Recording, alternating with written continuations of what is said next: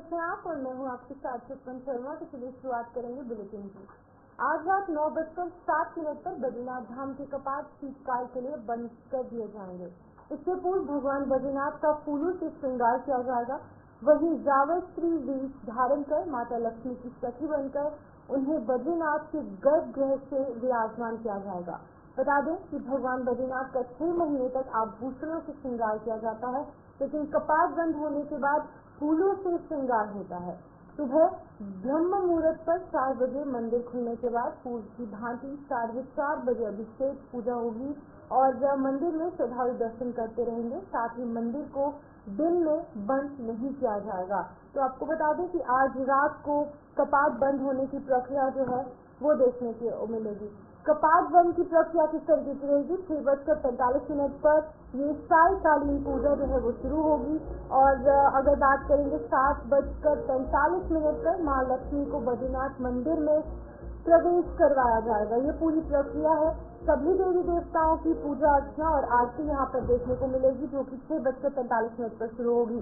आरती के बाद यहाँ पर कुबेर जी को गर्भगृह के बाहर जो है वो लाया जाएगा और साथ ही साथ उद्धव जी को भी यहाँ पर गर्भगृह के बाहर लाया जाएगा। रात 8:10 तक शयन आरती शुरू हो जाएगी। यानी कि ये पूरी प्रक्रिया 6:45 से लेकर 9:07 तक शुरू होगी और शयन आरती के बाद कपाट बंद होने की प्रक्रिया जो है वो शुरू हो जाएगी। बता दें कि अखंड ज्योति जलाकर रात 9:07 पर कपाट जो है वो यहाँ पर बंद किए जाएंगे और उद्धव, कुबेर और आदि शंकराचार्य की गद्दी सोमवार सुबह पांडुकेश्वर के लिए प्रस्थान करेगी। ये पूरी प्रक्रिया जो है वो हमने आपके सामने रखी, किस तरीके से 6:45 से लेकर ये प्रक्रिया शुरू होगी और 9:07 तक कपाट जो है वो बंद कर दिए जाएंगे। तो हमारे साथ धनराज गर्ग ज्वाइन कर चुके हैं। फोन के माध्यम से इन्हें जानने की कोशिश करेंगे क्या कुछ प्रक्रिया रहती है। धनराज, बताइएगा, आज 9:07 पर ये कपाट बंद हो जाएंगे, क्या कुछ प्रक्रिया, किस तरीके के इंतजाम? जी बिल्कुल, देखिए आज बद्रीनाथ जी के जो कपाट है वो आज बंद किए जाएंगे, यानी कि पूरे विधि विधान के साथ ये कपाट बंद किए जाएंगे और 9:07 पर ये आज शाम में कपाट बंद किए जाएंगे। लेकिन इससे पहले देखिएगा कि पूरी जो तैयारियां है वहाँ पर की गई है, क्योंकि बद्रीनाथ जी को जो मंदिर है उसको फूलों से सजाया गया है। तमाम जो वहाँ के पंडित पुरोहित है वो वहाँ पर मौजूद रहेंगे और इसके साथ ही आप देखिएगा कि जो पूरी प्रक्रिया है वो कहीं ना कहीं आरती से लेकर पूरा जो कहा जाए कि पूरे सम्मान के साथ कह रहे हैं आज बद्रीनाथ जी कपाट बंद कर दिए जाएंगे। तो जिस तरीके से लगातार देखा जाए कि अभी तक जो पहले कपाट है बद्रीनाथ गंगोत्री धाम के और यमुनोत्री धाम के वो पहले ही बंद कर दिए गए हैं। केदारनाथ जी के कपाट ही बंद हो चुके हैं और अब बद्रीनाथ जी के कपाट बंद किए जाने हैं। उसको लेकर पूरी तैयारियां वहाँ पर कहीं ना कहीं जो पंडित पुरोहित है उनके द्वारा भी की गई है और प्रशासन के द्वारा भी पूरी तैयारियां की गई है। जी, आंकड़े रहे हैं, कितने लोगों द्वारा यहाँ पर, कितने श्रद्धालु यहाँ पर पहुँचे हैं? जी बिल्कुल, देखिए यदि आंकड़ों की मैं बात करूँ, पूरी 4 धाम यात्रा की बात करूँ तो 4 धाम यात्रा में लगभग 48 लाख श्रद्धालुओं ने दर्शन किए हैं इस बार। और यदि खासकर बद्रीनाथ जी की बात करूँ तो बद्रीनाथ जी में भी 28 लाख से अधिक जो श्रद्धालु हैं वो वहाँ पर पहुंचे हैं और उन्होंने दर्शन किए हैं। और लगातार आप देखिएगा कि एक ऐतिहासिक यात्रा रहती है 4 धाम यात्रा ही, क्योंकि अभी देखा जाए कि मात्र 6 महीने के लिए ही जो पूरे 4 धाम यात्रा है वो खुलती है और अब काल के लिए बंद कर दी जाएगी, क्योंकि वहाँ पर जिस तरीके से बर्फ भी देखने को मिलती है और उसका लुत्फ भी कहीं ना कहीं श्रद्धालु वहाँ पर उठाते हुए नजर आते हैं। और अब बद्रीनाथ जी के कपाट बंद किए जा रहे हैं। आज शाम 9:07 पर ये कपाट बंद हो जाएंगे और यदि इसके बाद भी जो दर्शन करने वाले लोग हैं उनको कहीं ना कहीं अब इंतजार करना होगा और अब जब कपाट खुलेंगे तभी वो दर्शन कर सकते हैं। ठीक है धनराज, बहुत बहुत शुक्रिया तमाम जानकारी देने के लिए। धनराज कर यहाँ पर फोन लाइन के माध्यम से अपडेट कर रहे थे कि आज 9:07 पे कपाट जो है वो बंद हो जाएंगे और सभी जो तैयारियां हैं वो उसको लेकर मुकम्मल की गई हैं और काफी तादाद में जो श्रद्धालु हैं अभी भी वहाँ पर मौजूद है, लेकिन आने वाले 6 महीनों तक ये कपाट बंद किए जाएंगे। आगे बढ़ेंगे जहाँ पर शनिवार को उत्तराखंड के राज्यपाल लेफ्टिनेंट जनरल गुरमीत सिंह हरिद्वार के दौरे पर थे, जहाँ उन्होंने सूरजगिरी आश्रम में चल रहे वैदिक सम्मेलन में प्रतिभाग किया। सम्मेलन में पूरे देश के अलग अलग 14 राज्यों से यहाँ पर प्रतिनिधियों ने प्रतिभाग किया। राज्यपाल ने सम्मेलन को संबोधित करते हुए कहा कि आज के समय वेद और सनातन संस्कृति के स्कॉलर के सामने बड़ी चुनौतियां हैं। ये किसी तरीके से वेद और सनातन संस्कृति के ज्ञान को तकनीक से जोड़ा जाए। उन्होंने कहा कि इस तरीके के कार्यक्रम तभी सार्थक होंगे जब इसको लेकर चिंतन किया जाएगा। आज हमने कई संकल्प लिए हैं। उस संकल्प में ये भी देखा है कि जिस प्रकार से पूरे विश्व में ट्रांसफॉर्मेशन, मॉडर्नाइजेशन हो रहा है, आर्टिफिशियल इंटेलिजेंस, टेक्नोलॉजी और मेटावर्स, क्वांटम कंप्यूटिंग आ रहा है, ये हम सबके लिए जरूरी है। सब संतों के लिए, सब जो वेद पुराण के बारे में जानकार हैं, उनके लिए एक चुनौती है कि किस प्रकार हमारी सभ्यता, संस्कृति, हमारा जो ज्ञान है, विद्या है, बुद्धिमत्ता है, उसको टेक्नोलॉजी के साथ में मिलाकर हम अपने पूरे मानवता को, पूरे राष्ट्र को, पूरे समाज को, पूरे परिवार को किस प्रकार साझा करें। आज एक बात बहुत सुंदर थी कि आज हमने पूरे परिवार ने मिलकर हमारे 7 ऐसे शास्त्री, ऐसे हमारे गुरु, उनको सम्मानित किया। बहुत अच्छा लगता है जब पूरा परिवार इकट्ठा होके अपने जो गुरु हैं उनको सम्मानित करते हैं। हमने हृदय से, आत्मा से उनको आज आभार और उनकी प्रशंसा की, क्योंकि ये उन्हीं के कारण है कि जो हमारी सभ्यता, संस्कृति का सबसे बड़ा खजाना है वो हमारे साथ में सुरक्षित है। आज हमने एक और संकल्प लिया कि किस प्रकार हम अपने वैदिक ज्ञान का किस प्रकार संरक्षण करना चाहिए। संरक्षण तभी होगा जब इसके बारे में हम शोध करेंगे, इसके बारे में हम रिसर्च करेंगे। आज पूरे साधु संतों, जो स्पेशलिस्ट हैं, उन सब के साथ में मिलकर ऐसा लगा कि भारत को इस ज्ञान के भंडार के साथ में विश्व गुरु होना एक नेचुरल प्रोसेस है। और एक अंदर से ऐसा भी लगा कि भारत को विश्व गुरु होने से कोई नहीं रोक सकता है, ऐसा लगता है। और इसलिए जरूरी है कि आने वाली पीढ़ी, अमृत पीढ़ी, हमारे युवा, हमारे बच्चों को इसका ज्ञान देना चाहिए। आज मैंने छोटे छोटे बच्चे भी देखे जिन्होंने इन सब वेदों को, मंत्रों को कंठित किया है। कभी कभी ऐसा लगता है, लोग भ्रम फैलाते हैं कि संस्कृत बहुत मुश्किल है, लेकिन एक बार आप संस्कृत के साथ में जुड़ेंगे तो ऐसा लगता है कि ये तो बहुत ही सिंपल है, ये हर भारतीय की आत्मा का एक हिस्सा है। It is so natural to each one of us. तो हमने संकल्प लिया कि संस्कृत, वेदों और मंत्रों को किस प्रकार पूरे मानवता के लिए, पूरे विश्व में और हर एक भारतीय को इसके अंदर में एक जो इंटरेस्ट लेना चाहिए, एक लगन और पैशन होनी चाहिए, उसके बारे में किया। और आपने तो देखा है कि हम इस वक्त इस क्षण में हरिद्वार में हैं, देवभूमि में हैं। ये तो युगों युगों से तप भूमि है, ये ज्ञान की भूमि है। तो यहाँ पर संकल्प लेना, और अवश्य ही ऐसा लगता है ऐसे वाले जो निश्चय हैं, रिजॉल्व है, उसका जो इम्पैक्ट है। कानपुर के ब्राह्मणवाला गांव के पास दर्दनाक सड़क हादसा पेश आया। खनन से लदे डंपर ने भैंसा बुग्गियों को जोरदार तरीके से टक्कर मारी, जिससे कि भैंसा बुग्गियों के पर खच्चे उड़ गए। एक भैंसा सहित भैंसा बुग्गी पर सवार यहाँ पर 26 वर्षीय युवक की मौके पर मौत हो गई, जबकि घटना में अन्य 2 लोग गंभीर रूप से घायल है। इस घटना के बाद डंपर चालक मौके से फरार हो गया और घटना के बाद ग्रामीणों ने खानपुर लक्ष्य कोकाजी मार्ग को जाम किया। जानकारी मिलने का खानपुर विधायक उमेश कुमार भी यहाँ पर मौके पर पहुंचे और पुलिस विभाग की टीम जो है वो मौके पर पहुंची। मेरा रिश्तेदार है जी, 26 साल का युवक जो है वो इस हादसे का शिकार हो गया। और डंपरों के कोहराम का ये पहला मामला नहीं है। लगातार क्षेत्र में, लक्सर क्षेत्र में, खानपुर क्षेत्र में डंपर और ट्रैक्टरों के कोहराम से कहीं ना कहीं दुर्घटनाएं होती हैं और कई जीवन ये लील चुकी है। मेरा ये मानना है कि लोग स्वयं जागरूक हों। जिस तरह पहले हमने गाड़ियों की चाबियां निकलवाई थी, इसी तरीके से चाबियां निकालिए और गाड़ियों को खड़ा कर दीजिए साइड में। पुलिस प्रशासन को बुलाइए, नहीं कोई आता मुझे फोन करिए, हम आपके साथ हैं। लेकिन कदम आपको ही आगे बढ़ाना पड़ेगा, तभी कुछ परिणाम आ पाएंगे, वरना संभव नहीं है।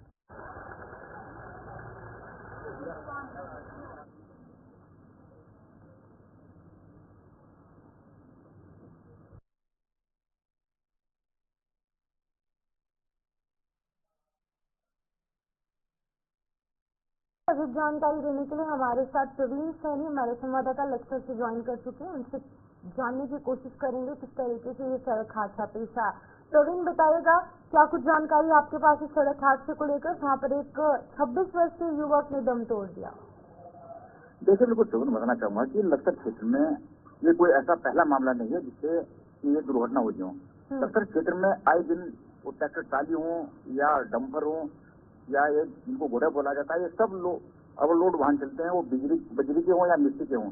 लेकिन शासन प्रशासन द्वारा इन पर कोई भी लगातार शिकायत भी की जाती है, लेकिन नहीं कार्रवाई की जाती है। अब कई बार खानपुर विधायक उमेश कुमार ने भी कुछ प्रशासन से भी कहा, पहले प्रशासन ने कहा कि जितने जो ओवरलोड वाहन है इन पर अंकुश लगा जाए, लेकिन ऐसा संभव नहीं हो पा रहा है, क्योंकि लगातार जो शासन प्रशासन की मिली भगत की नामने का जो आरोप है कि शासन प्रशासन की मिली भगत से जो ओवरलोड वाहन है वो मिट्टी के खनन हो या बिजली का खनन हो, उनसे जो वाहन है उनसे लगातार क्षेत्र में आए दिन घटनाएं हो रही। और लगभग मेरा मानना यह कि जो लक्सर तहसील क्षेत्र है उसके अंतर्गत एक वर्ष के अंदर लगभग आधा दर्जन से अधिक जो युवक है अपनी वो जान गंवा चुके हैं, लेकिन प्रशासन की तरफ से कोई भी ऐसी ठोस कार्रवाई नहीं की गई।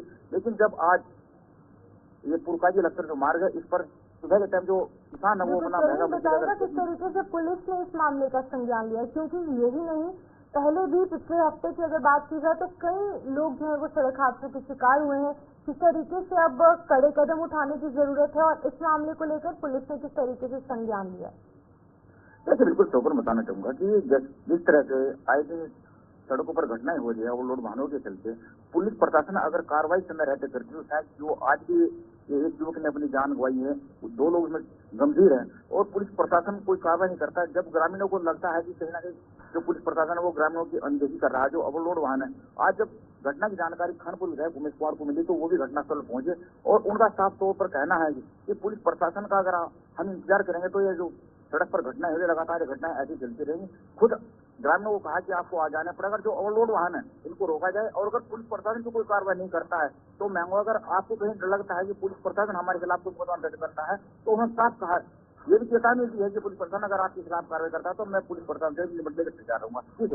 ठीक है प्रवीण, बहुत बहुत शुक्रिया तमाम जानकारी देने के लिए। प्रवीण सैनी यहाँ पर अपडेट कर रहे थे इस सड़क हादसे के हवाले से, जहाँ पर कि लक्सर में एक सड़क हादसा पेश आता है जिसमें कि एक 26 वर्षीय युवक जो है वो अपनी जान गंवा बैठता है। लेकिन प्रशासन की अगर बात की जाए, लगातार कहीं ना कहीं इन मामलों को लेकर संज्ञान नहीं लिया जा रहा, क्योंकि लगातार डंपर की बात की जाए या फिर हैवी मोटर व्हीकल्स जो है वो कहीं ना कहीं ओवरलोडिंग कर रहे हैं, ओवर स्पीडिंग कर रहे हैं, जिसका खामियाजा जो लोग हैं उन्हें भुगतना पड़ रहा है। तो फिलहाल यहाँ पर वक्त छोटे से ब्रेक का है, जल्द वापस लौटेंगे।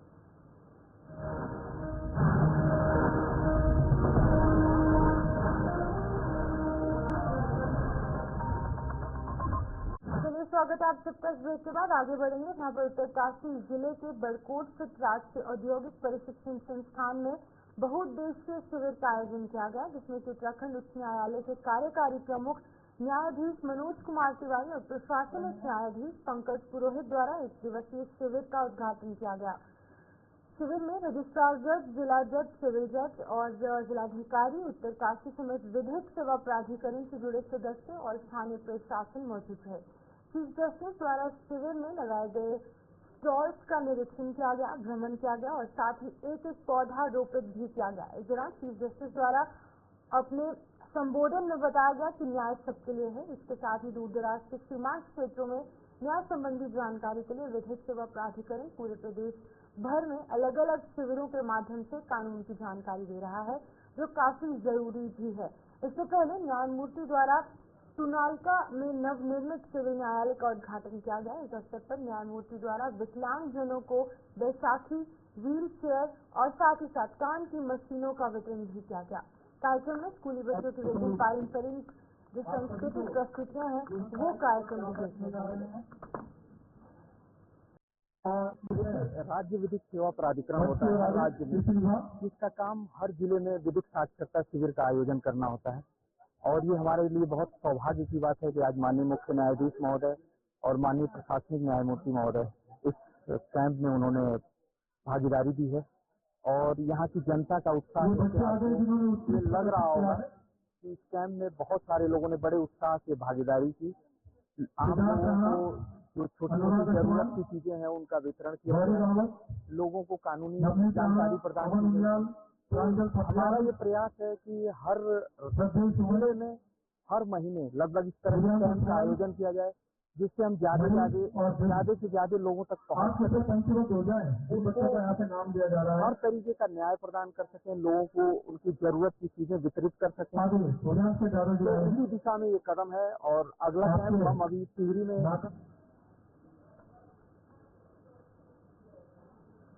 हाईकोर्ट के जस्टिस राकेश थपलियाल ने हरिद्वार के जिला कारागार का दौरा किया। इस दौरान उन्होंने सभी बैरकों का निरीक्षण किया और उसके बाद कैदियों के साथ बातचीत की और उनकी समस्याएं सुनी। इसके साथ जस्टिस राकेश थपलियाल ने हरिद्वार जिला कारागार में होने वाले वार्षिक क्रिकेट टूर्नामेंट जो कि कैदियों के बीच में खेला जाता है, उसका उद्घाटन भी किया।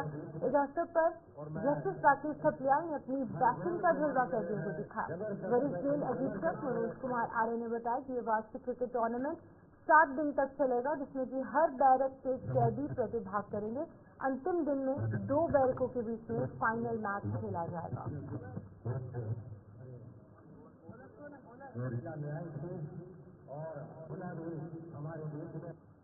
और मैं हर गोल पे मार रहे हैं, जबरदस्त बैटिंग, जबरदस्त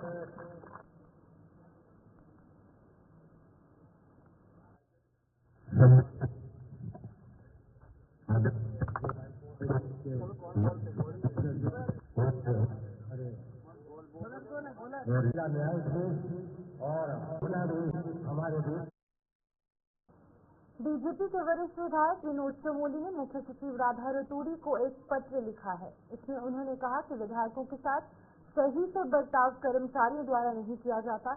विधायकों के लिए एक अलग से पोर्टफोलियो होना चाहिए और ये पत्र उन्होंने मुख्य सचिव को उस बात को लेकर लिखा है जहां पर उत्तराखंड स्थापना दिवस के दिन उनके साथ पुलिस के अधिकारियों द्वारा सही से बर्ताव नहीं किया गया। इसके बाद सोशल मीडिया पर भी विधायक विनोद चमोली और पुलिस के अधिकारियों के बीच में नोकझोंक हुई और एक वीडियो भी यहाँ पर जमकर वायरल नजर आई। वहीं विपक्ष ने इस मुद्दे पर सवाल खड़े किए। उनका कहना है कि आप समझ सकते हैं कि जब सत्ता पक्ष के विधायक का ये सम्मान नहीं हो रहा तो विपक्ष के विधायकों का सम्मान कितना हो रहा होगा। कांग्रेस की प्रदेश प्रवक्ता गरिमा दसौनी ने इस मुद्दे पर जमकर सरकार से सवाल किए। सुने क्या कुछ कह रहे हैं। बहुत हैरत अंगेज है कि आखिर ऐसा क्यों हुआ। भारतीय जनता पार्टी के शासन में ऐसा प्रतीत होता है कि सम्मान किसी को भी नहीं मिल रहा है। अगर खुद सत्तारूढ़ दल के विधायक को सम्मान नहीं मिल रहा है कार्यक्रमों में, जनता से मिलने का समय तो अधिकारियों को बिल्कुल नहीं है। जनता का सेवक कहा जाता है अधिकारियों को भी, जनप्रतिनिधियों को भी, लेकिन ये जनता की आत्मा ही जानती है कि एक अधिकारी से मिलने के लिए अपॉइंटमेंट से लेकर सचिवालय के अंदर दाखिल होने तक उसको कितनी भारी मशक्कत का सामना करना पड़ता है। तो आखिर ब्यूरोक्रेसी इतनी हनक में है क्यों, इसका उत्तर पहले ढूंढना पड़ेगा कि क्यों इतनी संवादहीनता है और क्यों जनप्रतिनिधियों को वो उचित सम्मान नहीं दिया जा रहा है जिसको वो डिजर्व करते हैं, क्योंकि हजारों लाखों लोग उनके लिए मतदान करते हैं तब वो वहाँ पहुंचे हैं जहाँ वो आज हैं।